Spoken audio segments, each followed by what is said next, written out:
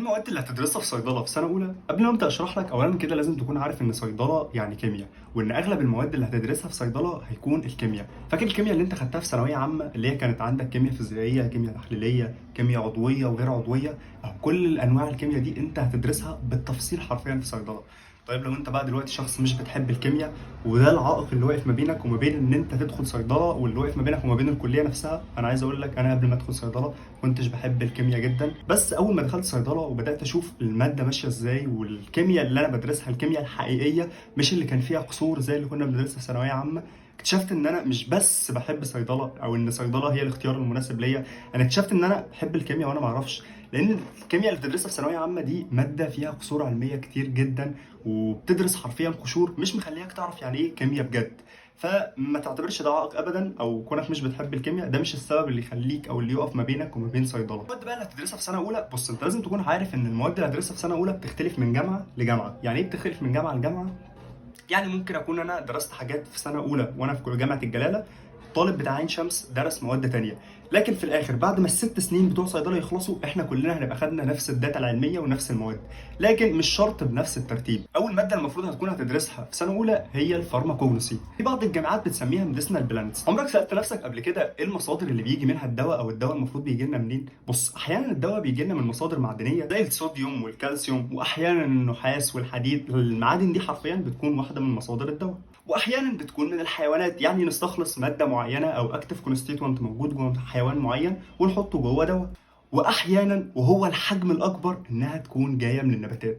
اغلب الادويه اللي انت شايفها حواليك، اغلب الاشكال الدوائيه، براشيم، الحقن، اغلب الحاجات دي بتكون جايه من مصادر نباتيه. دور بقى ماده الميديسنال بلانتس دي او الفارماكوجنسي ان هي تاخد لك في كل محاضره من نبتتين لاربع خمس نباتات. بقى النباتات دي من حيث المواد الفعاله اللي موجوده جوه النبات، اسامي النبات دي باللاتيني، كيميكال تيست بتاعت النبات ده اللي نقدر نكشف بيها هل النبات ده مغشوش ولا لا، واحيانا هل الدواء ده مغشوش ولا لا. واخيرا وهو الاهم، الاستخدام الطبي للنبات ده او الاستخدام الطبي للماده الفعاله اللي موجوده جوه النبات ده. اول ماده هي ماده الفارماكوجنسي، وده بيكون دورها. الماده دي غالبا بتكون ماده حفظ شويه، فانت هتعاني من الحفظ اللي فيها، خصوصا ان اغلب الكلمات بتاعتها هتكون كلمات لاتينيه انت مش فاهمها. كاسيا انجستيفوليا فاميلي ليجيوميناسي، اللي انا قلته لك ده اسم نبته مشهور جدا هتدرسه في سنه اولى، وهو انت شايفه اللهم ان كان هذا سحرا فابطله. اللي انا عايز اقوله لك ان انت الماده كلها هتمشي معاك كده. اي ماده بقى تدرسها هي ماده الاورجانيك كيمستري. بص هو لو قلنا ان ايه بعبع الثانويه العامه بالنسبه لاغلب الطلبه هيقولوا لنا ان هو الفيزياء، بقى نشوف ايه بعبع صيدله بالنسبه لعامه الطلبه، هنلاقيه غالبا ان هو الاورجانيك كيمستري. الفكره ان نظام صيدله ماشي ازاي في المواد، الفكره ان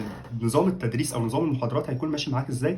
ان انت هتستلم اول محاضره هتلاقيه بيقول لك مثلا اول محاضره دي بسلاسه ان هو يديك اي بي سي دي، فتحس ان هو ايه ده، طب صيدله جميله اهو يا جماعه، فين الكليه الصعبه دي؟ بعد كده تلاقي تاني محاضره دخلت عليك اللي هو بيقول لك ازاي تعمل من اي بي سي دي قنبله نوويه. فاهم؟ فانت شفت النطه عامله ازاي. ماده الاورجانيك كيمستري بقى هي مش كده خالص، هو بدأ لك في اول محاضره ازاي تعمل قنبله نوويه اصلا. فانت قابل الصدمه في وشك من اول ما تبدا وبتواجه المشكله. بس ما تقلقش، صدقني الماده دي لو انت اتاسست فيها كويس، ذاكرت اول كام محاضره فيها، وخصوصا اول كام محاضره فيهم وركزت فيهم وفهمت الدنيا فيهم ماشيه ازاي، هتلاقي ان غالبا بقيه المنهج كله ماشي على سيستم اول محاضره دي، بس بتفاصيل اكتر. انت هتدرس فيها كل اشكال المركبات العضويه، من بدايه ابسط مركب عضوي اللي هو الميثان لحد اشكال مركبات عضويه هتتخض من شكلها. هتدرس اغلب اشكال الادويه فيها، هتدرس فيها حاجات تفاصيل كتير جدا، بس هي هتاسسك لمواد تانية جايه قدام زي مثلا الميديسنال كيمستري. ثالث ماده هتدرسها ماده الفارماسيوتكس، وفي بعض الكليات هتسميها في الاول اورينتيشن.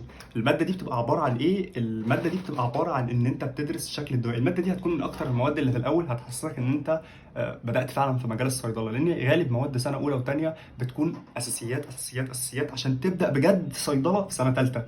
انت مش هتلاقي مواد كتير هتحسسك ان انت دكتور صيدلي الا الماده دي. في الاول هتلاقيها فعلا بتديك اشكال دوائيه، تبدا تديك الاساسيات اللي هتكمل معاك بقيه حياتك. هتدرس فيها الحقن، هتدرس فيها التحميلات. يعني مثلا انت درست في الفارماكوجنسي من شويه المواد الفعاله اللي موجوده جوه النباتات، انت بقى هتدرس ازاي تاخد الماده الفعاله دي تحولها لبرشام، تحولها لحقنه، تحولها لتابلت، ايا يكن، تدرس بقى فيها الكلام ده.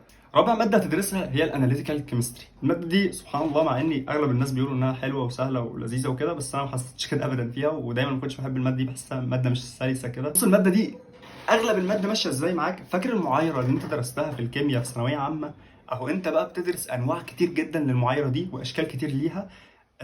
تفاصيل تانية كتير عنها، زائد ان انت حرفيا طول السنه قاعد كل سيكشن تعمل شكل جديد من المعايره عملي. بس بص، هو على قد ما هو بيكون صعب على قد ما هو بيكون لذيذ فعلا، فانت هتستمتع جدا في الماده دي خصوصا في العملي بتاعها. خد بالك الماده دي هتدرس فيها اغلب الكيميكال تيست بتاع الادويه، لو حطيت الدواء الفلاني مع الدواء الفلاني هيديك اللون العلاني وهكذا بقى. ماده الاناليتيكال كيمستري دي هتكون من اكتر المواد اللي هتدرس فيها فيزياء. انا بقصد الفيزياء الكيميائيه، فاهمني؟ يعني كل حاجه هتلاقي فيها كيمياء. انا عايز بقى اديك نصيحه هتفرق معاك جدا لانها فرقت معايا فعلا. قبل ما ادخل كليه صيدله، او لو انت في اي كليه من الكليات الطبيه، قبل ما تدخل بيبقى في كورسات بتتعمل اسمها كورسات البري ميديكال. المفروض اهداف الكورسات دي ان هي تديك صدمه البدايات. يعني انت اول ما بتدخل اي كليه طبيه وبتبدا تشوف المنهج، انت بتلاقي نفسك مثلا في اول محاضره دخلت خدت اللي انت خدته في ثانويه عامه كله عن الماده دي، فانت بتقف في صدمه كده وبتحس اللي هو ايه ده غير ان انت بتدرس ده كله بمصطلحات انجلش وترمينولوجي وحاجات كتير كده بالنسبه ليك بتكون صعبه. فميزه الكورسات دي ان هي بتديك صدمه البدايات وبتخليك مميز عن اللي حواليك، بحيث ان كله كان مصدوم الا انت.